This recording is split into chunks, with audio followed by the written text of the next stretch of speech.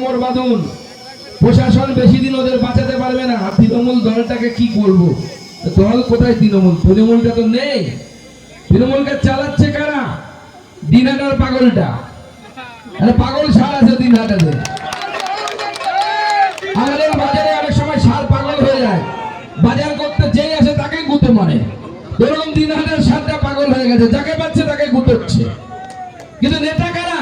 Forward ব্লকে যারা মানুষের উপর অত্যাচার করতো তারাই এখন তৃণমূলের নেতা হয়ে গেছে। তৃণমূলের নিজের নেতা নেই। এটা পার্থপ্রতিম না কি ছিল যেন, তার তো পাংচার হয়ে গেছে, তাকে আর খুঁজে পাওয়া যাচ্ছে না। রবীন্দ্রনাথ দা ছিল, সে গাছপাতা বিক্রি করতে করতে তার সময় চলে যাচ্ছে, তার রাজনীতিতে নেই। সব ফরওয়ার্ড ব্লকের নেতারা তৃণমূল কংগ্রেসে এসে দাদাগিরি করছে, মাতব্বরি করছে।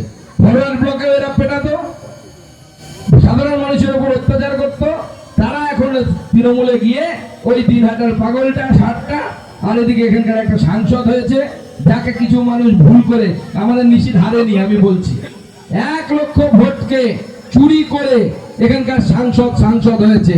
কান ধরে জনতার দরবারে উঠবোস করাবো, সেই সময় আসছে।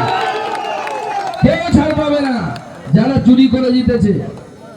হ্যাঁ, আর পার্লামেন্টে বসে বসে পেছন বেঞ্চে ঘুমোই, এমন সাংসদ পাঠালো কুচবিহারের লোক। আমাদের নিশীথ মন্ত্রী ছিল, ভাষণ দিত, প্রশ্নের উত্তর দিত, গোটা ভারতবর্ষে আমরা তাকে একটা বড় জায়গায় পৌঁছে দিয়েছিলাম। এটা ভারতীয় জনতা পার্টি করে, অন্য পার্টি করবে না, করতে পারবে না। তাই তৃণমূল কংগ্রেসকে এবার বিসর্জন দিতে হবে। আর আমাদের হাতে সময় কম, অনেক কিছু বলার ছিল, আবার আসবো, আবার বলবো। শুধু মনে রাখবেন, মাননীয় প্রধানমন্ত্রী ডাক দিয়েছেন, পাল্টানো দরকার চাই, পাল্টানো দরকার চাই, পাল্টানো দরকার চাই। আর একটা বলেছেন, বাঁচতে চাই, বাঁচতে চাই, বাঁচতে চাই, বাঁচতে চাই।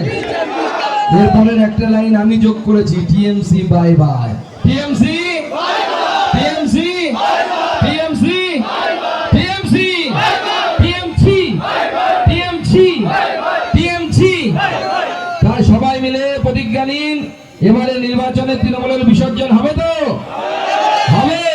তাহলে আমার সাথে হাত মুঠ করে বজরংবলীর মতো প্রতিজ্ঞা নিয়ে বলুন, ভারত মাতা কি, ভারত